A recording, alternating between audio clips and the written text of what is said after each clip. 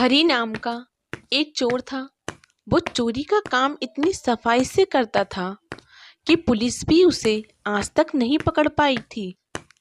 वो हमेशा चोरी करके पुलिस के हाथों से बच निकलता था। हरी रोज रात को चोरी के लिए निकलता था और किसी न किसी बड़े सेठ के घर में हाथ मार ही लेता था। हरी की पत्नी गीता उसे कई बार चोरी के लिए मना करती, पर वो अपनी पत्नी की बात नहीं मानता था। तुम्हें कितनी बार कहा है कि चोरी का काम छोड़ दो। अब तो आसपास की मोहल्ले वाली औरतें भी मुझ पे शक करने लगी हैं। वो यही कहती हैं कि तुम्हारा पति तो कोई काम ही नहीं करता, दिन भर सोया रहता है। फिर तुम्हारे घर का गुजारा कैसे चल रहा है? अब मैं उन औरतों को क्या बोलूं कि रात को तुम चोरी करते हो और दिन में घोड़े बेचकर सोते हो। कुछ तो शर्म करो। अरे क्यों सुबह सुबह मेरी नींद खराब कर रही है। सोने दे। पैसे भी कल रात चोरी करके कुछ भी हाथ नहीं लगा। मुझे तो लगता है तेरी ही नजर लग गई है। जब देखो मुझे काम के लिए टोकती रहती है। मुझे सोने दे, रात को फिर चोरी के लिए निकलना है। हरी रात को चोरी के लिए निकल पड़ता है, पर उस रात भी वो किसी भी घर में चोरी नहीं कर पाता। ऐसे ही कई दिन बीत जाते हैं।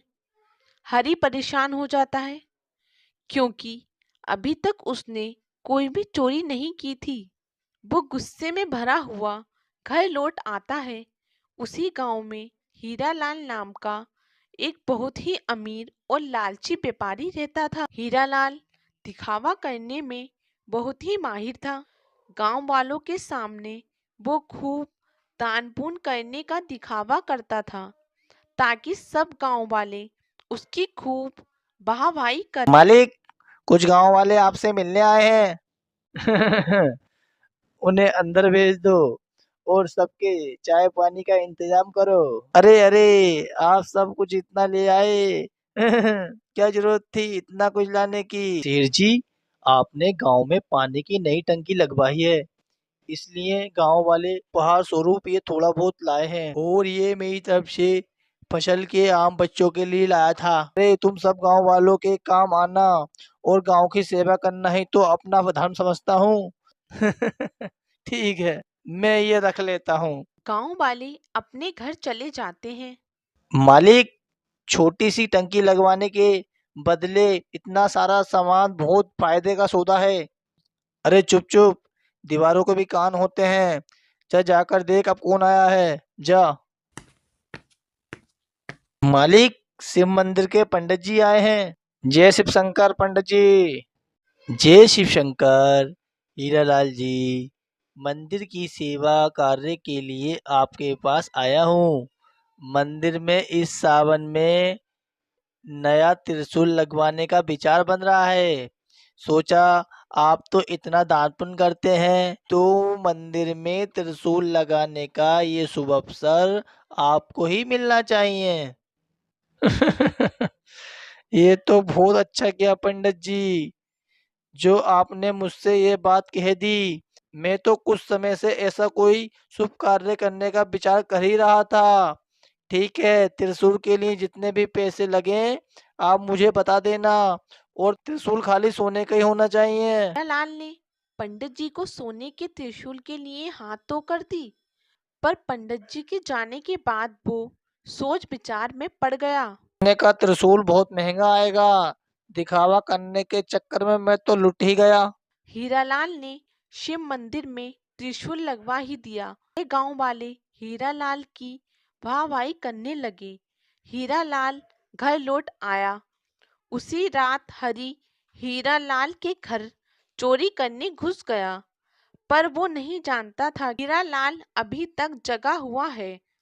हीरालाल हरी को चोरी करते हुए पकड़ लिया।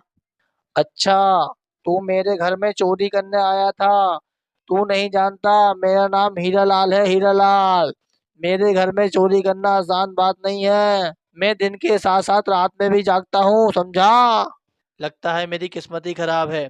इतने दिनों बाद चोरी करने का मौका मिला, पर वो भी पकड़ा गया। अब तो ये सेठ मुझे पुलिस के हवाले कर देगा। आज तक मैं पुलिस के हाथों पकड़ा नहीं गया। आज पहली बार मैं पुलिस के हाथों पकड़ा जाऊंगा। अरे अरे, घबरा क्यों रहा है? घबरा मत, मैं तुझे पुलिस के हवाले नहीं करूंगा, पर बदले में तुझे मेरा एक काम करना होगा। हाँ हाँ, आप जो भी कहोगे मैं करूंगा, पर मुझे पुलिस के हवाले मत करो। तुझे शिव जी के मंदिर में लगे सोने के त्रिशूल की चोरी करनी होगी, और वो त्रिशूल मुझे देना होगा। शंकर जी के त्रिशूल की चोरी? पर हाँ, शंकर जी के त्रिशूल की चोरी। तुझे अभी इसी समय त्रिशूल चुराकर मेरे पास लाना होगा, उसके बाद मैं तुझे छोड़ दूंगा। नहीं तो तू जानता है, मैं शोर मचा दूंगा और तुझे पुलिस के हवाले कर दूंगा। फिर पुलिस तुझे महीनों तक नहीं छोड़ेगी। हाँ ठीक है सेठ जी, मैं अभी जाकर त्रिशूल चुरा कर लाता हूँ। हरि उसी रात शंकर जी के मंदिर जाता है और त्रिशूल को चुराकर सेठ हीरालाल को दे देता है। पर हरि को उस रात नींद नहीं आती है। अगले दिन सुबह पूरे गांव में शोर मच जाता है कि शंकर जी के त्रिशूल की चोरी हो गई है। नो जी, तुम्हें पता है शंकर जी के मंदिर से सोने के त्रिशूल की चोरी हो गई है। कहीं ऐसा तो नहीं है कि त्रिशूल तुमने चुराया हो? मुझे सच सच बता दो। अगर तुमने ऐसा अनर्थ किया है तो भगवान से क्षमा मांगकर त्रिशूल वापस मंदिर में लगा दो।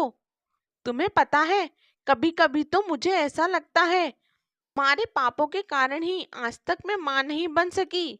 शायद तुम्हारे पापों की सजा हमें संतान का सुख ना मिलकर मिल रही है। गीता रोने लगती है। हरि जब गीता को रोते हुए देखता है तो उसे अपने ऊपर बहुत पश्चाताप होता है और वो गीता को सब सच सच बता देता है। मुझे माफ कर दो, मैं चोरी करने में इतना अंधा हो गया था कि मैंने भगवान को भी नहीं छोड़ा। मैंने अपने आप को बचाने के लिए शंकर जी के त्रिशूल को चुरा लिया और उस लालची से हीरालाल को दे दिया। अब मैं क्या करूंगा गीता? तुम पंडित जी को और गांव वालों को सब सच सच बता दो। डरो नहीं, सेठ हीरालाल तुम्हारा कुछ नहीं बिगाड़ पाएगा। मैं तुम्हारे साथ हूँ। हरि मंदिर पहुंचता है। वहां पर गांव वालों की भीड़ लगी होती है। सेठ हीरालाल भी मंदिर में ही खड़ा था। सेठ जी, आपने इतने मन से भगवान शंकर जी के मंदिर में त्रिशूल लगवाया था, और देखिए कल रात को चोरी हो गई। सचमुच में इन सब बातों के लिए बहुत शर्मिंदा हूँ। पता नहीं चोर मंदिर के भीतर कैसे घुस गए। नहीं पंडित जी, भगवान की जैसी मर्जी। अच्छा मैं चलता हूँ, कोई और सेवा हो तो बता देना। कहाँ चल दिए सेठ जी? कहीं त्रिशूल लेने घर तो नहीं जा रहे? क्या मतलब है तुम्हारा?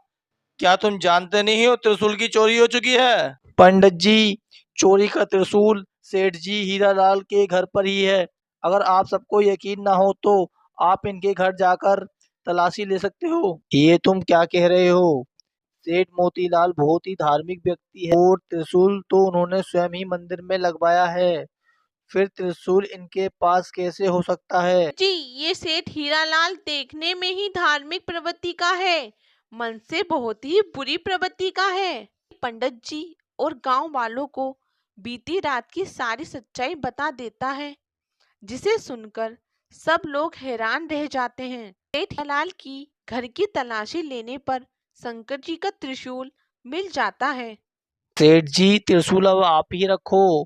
आप अब इस त्रिशूल को मंदिर में लगाने के अधिकारी नहीं हो।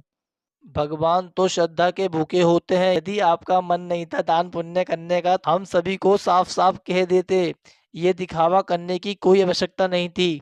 आज के बाद इस शिव मंदिर में आपके द्वारा दिए गए पैसे का चढ़ावा नहीं चढ़ेगा। पंडित जी, हम गांव वाले भी इस सेठ हीरालाल के हाथों से कोई धर्म कर्म के कार्यों में मदद नहीं लेंगे।